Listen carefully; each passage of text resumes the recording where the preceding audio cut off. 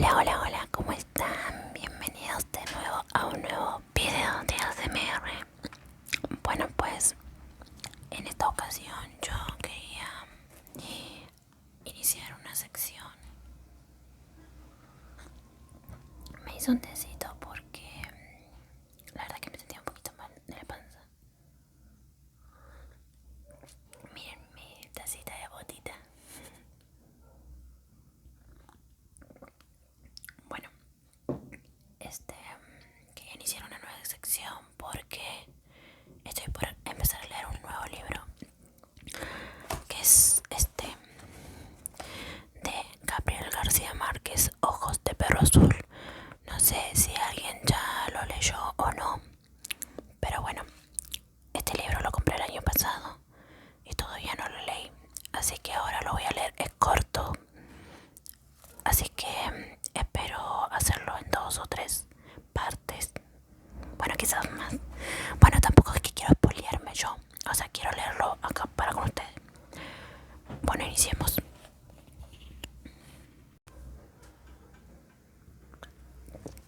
Ahí se ve la sombra de mi gatita. Está por ahí.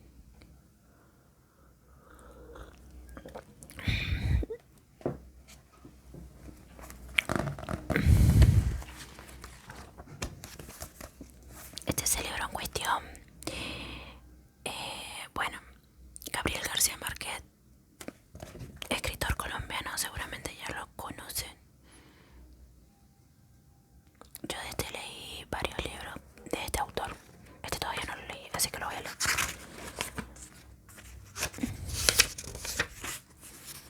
¿Saben qué? Hay mucho pelo de gato. Miren, un poco me molesta eso. Pero bueno, tengo gatos. Un gato. La tercera resignación, 1947. Empiezo. Allí estaba otra vez ese ruido. Aquel ruido cortante, vertical, que ya tanto conocía, pero que ahora se le presentaba agudo y doloroso, como si de un día a otro se hubiera desacostumbrado a él. Le giraba dentro del cráneo vacío, sordo y punzante. Un panal se había levantado en las 4 paredes de su calavera. Se agrandaba cada vez más en espirales sucesivos y le golpeaba por dentro, haciendo vibrar su tacho de vértebras con una vibración destemplada, desentonada, con el ritmo seguro de su cuerpo. Algo se había destapado en su estructura material de hombre firme, algo que las otras veces había funcionado normalmente y que ahora le estaba martilleando la cabeza por dentro, con un golpe seco y duro dado por los huesos de la mano descarnada, esquelética, y le hacía recordar todas las sensaciones amargas de la vida. Tuvo el impulso animal de cerrar los puños y apretarse la sien brotada de arterias azules moradas con la firme presión de su dolor desesperado. Hubiera querido localizar entre las palmas de sus 2 manos sensitivas el ruido que le estaba taladrando el momento con su aguda punta de diamante. Un gesto de gato doméstico.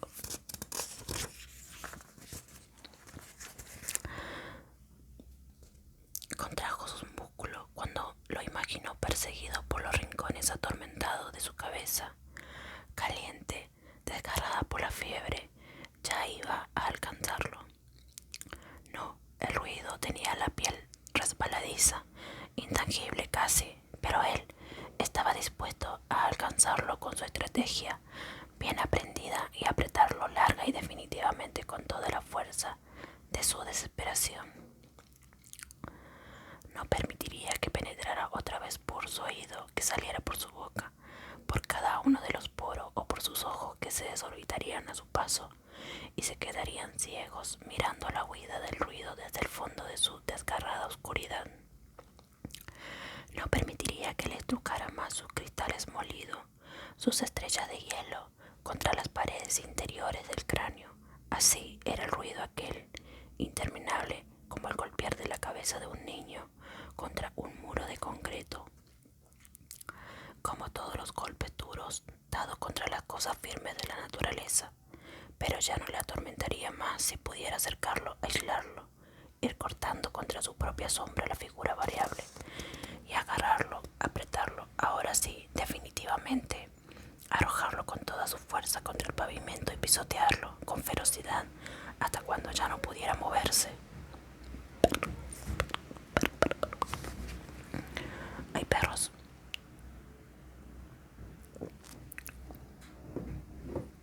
Digamos. Y agarrarlo, apretarlo, ahora sí definitivamente, arrojarlo con toda su fuerza contra el pavimento y pisotearlo con ferocidad hasta cuando ya no pudiera moverse verdaderamente, hasta cuando pudiera decir jadeante que había dado muerte al ruido que lo atormentaba, que lo enloquecía y que ahora estaba tirado en el suelo como cualquier cosa común, convertido en un muerto integral. Pero le era imposible apretarse las sienes. Sus brazos se habían reducido y eran ahora los brazos de un enano, unos brazos pequeños, recordetes, adiposos. Trató de sacudir la cabeza, la sacudió. El ruido apareció entonces con mayor fuerza dentro del cráneo, que se había endurecido, agrandado y que se había traído con mayor fuerza por la gravedad. Estaba pesado y duro aquel ruido, tan pesado y duro que de haberlo alcanzado y destruido habría tenido la impresión de estar deshojando una flor de plomo. Había sentido ese ruido las otras veces con la misma insistencia. Lo había sentido, por ejemplo, el día en que murió por primera vez, cuando, ante la vista de un cadáver, se dio cuenta de que era su propio cadáver. Lo miró y se palpó, se sintió intangible, inespacial, inexistente. Él era verdaderamente un cadáver y estaba sintiendo ya sobre su cuerpo joven y enfermizo el tránsito de la muerte. La atmósfera se había endurecido en toda la casa como si hubiera sido rellena de cemento, y en medio de aquel bloque en el que había dejado los objetos como cuando era una atmósfera de aire, estaba él, cuidadosamente colocado dentro del ataúd de un cemento duro pero transparente. Aquella vez en su cabeza estaba también ese ruido. Qué lejanas y qué frías sentía las plantas de sus pies, allá en otro extremo del ataúd, donde habían puesto una almohada porque la caja le quedaría aún demasiado grande y hubo que ajustarlo, adaptar el cuerpo muerto a su nuevo y último vestido. Lo cubrieron de blanco. Se sintió bello, envuelto en su mortaja mortalmente bello. Estaba en su ataúd listo a ser enterrado y sin embargo, él sabía que no estaba muerto, que si hubiera tratado de levantarse lo hubiera hecho con toda facilidad, al menos espiritualmente. Pero no valía la pena, era mejor dejarse morir allí, morirse de muerte, que era su enfermedad. Hacía tiempo que el médico había dicho a su madre secamente: «Señora, su niño tiene una enfermedad grave».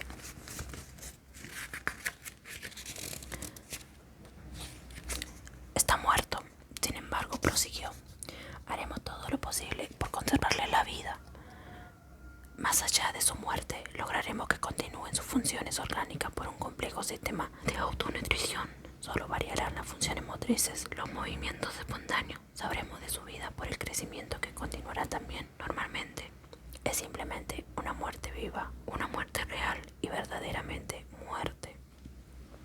Recordaba las palabras, pero confundidas, tal vez no las oyó nunca, y fue creación de su cerebro cuando subía la temperatura en la crisis de la fiebre tifoidea, cuando se sumergía en el delirio, cuando leía la historia de los foráneos, de los faraones embalsamados.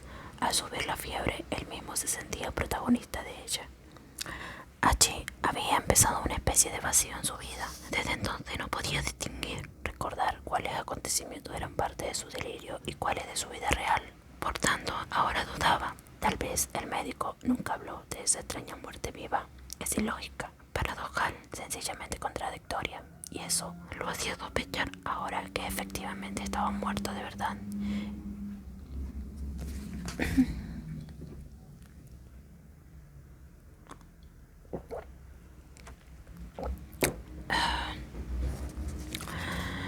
Que hacía 18 años que lo estaba. Desde entonces, en el tiempo de su muerte, tenía 7 años. Su madre lo mandó a hacer un ataúd pequeño de madera verde, un ataúd para un niño, pero el médico ordenó que le hicieran una caja más grande, una caja para un adulto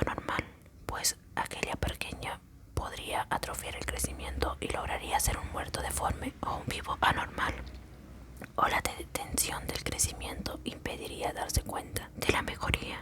En vista de aquella advertencia, su madre le hizo construir un ataúd grande para un cadáver adulto y colocó 3 almohadas a los pies con el fin de ajustarlo. Pronto empezó a crecer dentro de la caja de tal manera que cada año podían sacarle un poco de lana a la almohada extrema para darle margen al crecimiento. Había pasado así media vida, 18 años, ahora tenía 25 y había llegado a su estatura definitiva. Normal, el carpintero y el médico se equivocaron en el cálculo e hicieron el ataúd medio metro más grande. Supusieron que él tendría la estatura de su padre, que era un gigante semibárbaro, pero no fue así. Lo único que de él heredó fue la barba poblada, una barba azul espesa que su madre acostumbraba arreglar para verlo decentemente dentro de su ataúd. Esa barba le molestaba terriblemente en los días de calor, pero había algo que le preocupaba más que ese ruido. Eran los ratones, precisamente. Cuando niño, nada había en el mundo que le preocupaba más, que le produjera más terror que los ratones. Y eran precisamente esos animales asquerosos los que habían acudido al olor de las bujías que ardían en sus pies. Ya habían roído sus ropas y sabía que era muy pronto empezarían a roerlo a él, a comerse su cuerpo. Un día pudo verlos. Eran 5 ratones lucios resbaladizos que subían a la caja por la pata de la mesa y lo estaban devorando. Cuando su madre lo advirtiera, no quedaría de él sino los escombros, los huesos duros y fríos. Lo que más horror le producía no era exactamente que se lo comieran los ratones. Al fin y al cabo, podría seguir viviendo con su esqueleto. Lo que le atormentaba era el terror innato que sentía hacia esos animalitos. Se le erizaba la piel con solo pensar en esos seres velludos.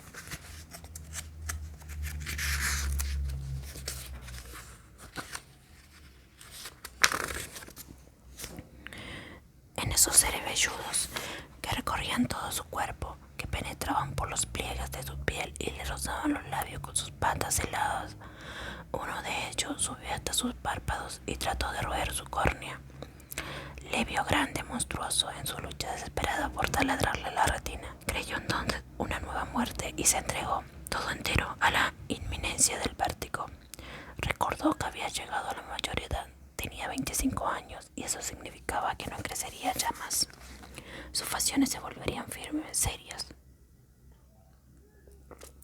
Pero cuando estuviera sano no podría hablar de su infancia. No la había tenido, la pasó muerto.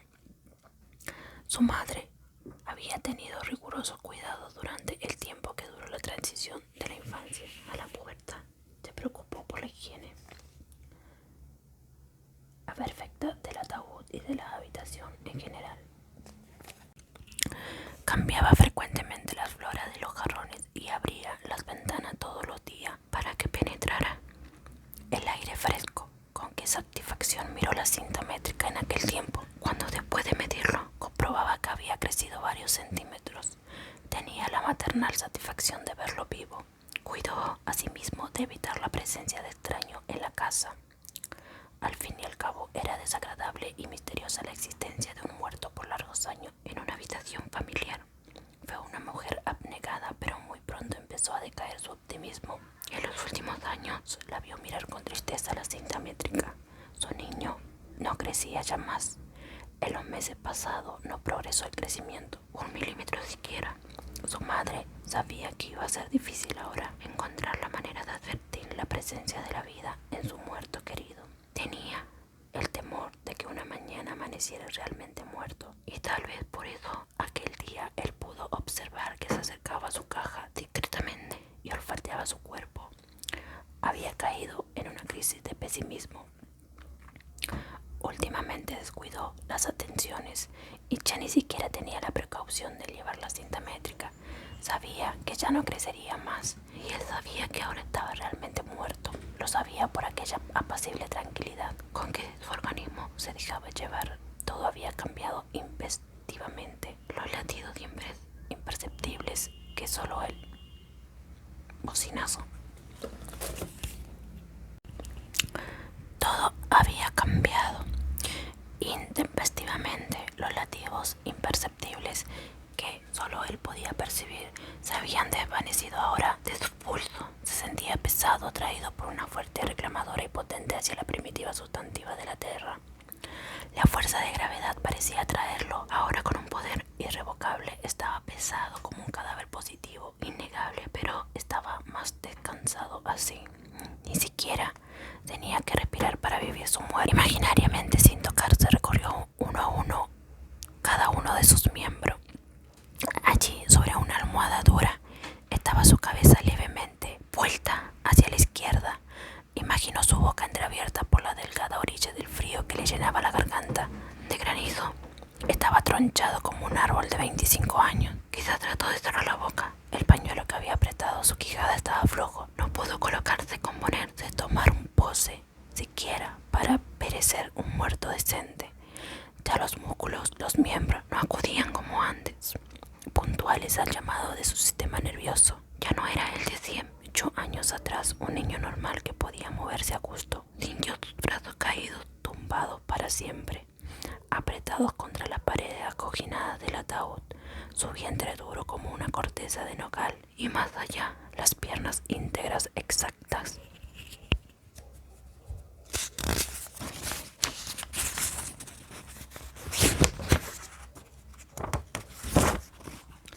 Exactas, completando su perfecta anatomía de adulto. Su cuerpo reposaba con pesadez, pero apaciblemente sin malestar alguno, como si el mundo se hubiera detenido de repente y nadie interrumpiera el silencio, como si todos los pulmones de la tierra hubieran dejado de respirar para no interrumpir la liviana quietud del aire. Se sentía feliz como un niño boca arriba sobre la hierba fresca y apretada, contemplando una nube alta que se alejaba por el cielo de la tarde. Era feliz, aunque sabía que estaba muerto, que reposaba para siempre en su caja recubierta de seda artificial. Tenía una gran lucidez, no era como antes, después de su primera muerte, en que sintió embotado, bruto, las 4 bujías que habían puesto alrededor suyo y que eran renovadas cada 3 meses, empezaban a agotarse nuevamente, precisamente cuando iban a ser indispensables. Sintió la vecindad de la frescura de las violetas húmedas que su madre había llevado aquella mañana. La sintió en las azucenas, en las rosas, pero toda aquella terrible realidad no le causaba ninguna inquietud. Al contrario, era feliz allí. Era feliz allí, solo con su soledad. Sentiría miedo después, quién sabe. Era duro pensar en el momento en que el martillo golpeara los clavos sobre la madera verde y crujiera el ataúd bajo la esperanza segura de volver a ser árbol. Su cuerpo, atraído ahora con mayor fuerza por el imperativo de la tierra, quedaría ladeado en el fondo húmedo, arcilloso y blando, y allá arriba, sobre 4 metros cúbicos, se irían apagando los últimos golpes de los sepulteros. No, allí tampoco sentiría miedo. Eso sería la prolongación de su muerte, la prolongación más natural de su nuevo estado. No quedaría ya ni un grado de calor en su cuerpo. Su médula se habría enfriado para siempre y unas estrellitas de hielo penetrarían hasta el tuétano de sus huesos. Qué bien se acostumbraría a su nueva vida de muerto. Un día, sin embargo, sentirá que se derrumba su armadura sólida y cuando trate de repasar cada uno de sus miembros, ya no lo encontrará. Sentirá que no tiene forma exacta, definitiva, y sabrá resignadamente que ha perdido su perfecta anatomía de 25 años y que se ha convertido en un puñado de polvo sin forma, sin definición geométrica, en el polvillo bíblico de la muerte. ¿Acaso siente entonces una ligera nostalgia de no ser un cadáver formal anatómico, sino un cadáver imaginario, abstracto, armado únicamente en el recuerdo borroso de sus parientes? Sabrá entonces que va a subir por los vasos capilares de un manzano y a desesperarse y a despertarse mordido por el hambre de un niño en una montaña, en una manzana otoñal. Sabrá entonces, y eso sí le entristecía, que ha perdido su unidad, que ya no es ni siquiera un muerto ordinario, un cadáver común. La última noche la había pasado feliz en la solitaria compañía de su propio cadáver, Pero el nuevo día, al penetrar los primeros rayos del sol tibio por la ventana abierta, sintió que su piel se había reblandecido. Observó un momento, quieto, rígido, dejó que el aire corriera sobre su cuerpo. No pudo dudarlo. Allí estaba el olor. Durante la noche, la cadaverina había empezado a hacer sus efectos. Su organismo había empezado a descomponerse, a pudrirse como el cuerpo de todos los muertos. El olor era indudablemente un olor inconfundible a carne manida que desaparecía y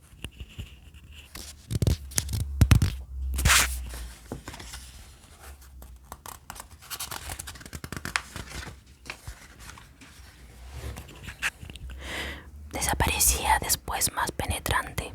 Su cuerpo se había decompuesto con el calor de la noche anterior. Sí, se estaba pudriendo. Dentro de pocas horas vendría su madre a cambiar las flores y desde el umbral la azotaría el tufo de la carne decompuesta.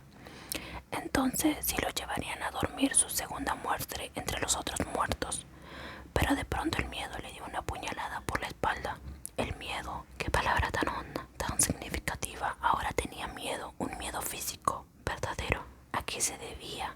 Él lo comprendía perfectamente y se le estremecía la carne. Probablemente no estaba muerto. Lo habían metido allí, en esa caja que ahora sentía perfectamente blanda, acolchonada, terriblemente cómoda, y el fantasma del miedo le abrió la ventana de la realidad. Lo iban a enterrar vivo. No podía estar muerto porque se daba cuenta exacta de todo, de la vida que giraba en torno suyo, murmurante, del olor tibio de los heliotropos que penetraban por la ventana abierta y se confundían con otro olor. Se daba perfecta cuenta del lento caer del agua en el estanque, del grillo que se había quedado en el rincón y seguía cantando creyendo que aún duraba la madrugada. Todo le negaba su muerte, todo menos el olor, pero ¿cómo podía saber que ese olor era suyo?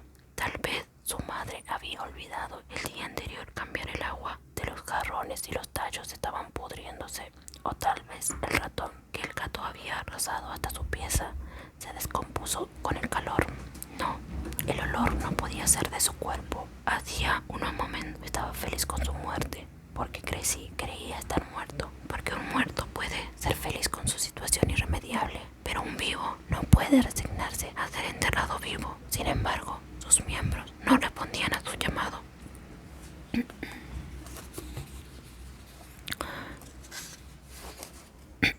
Bueno, voy a tener que dejar de leer porque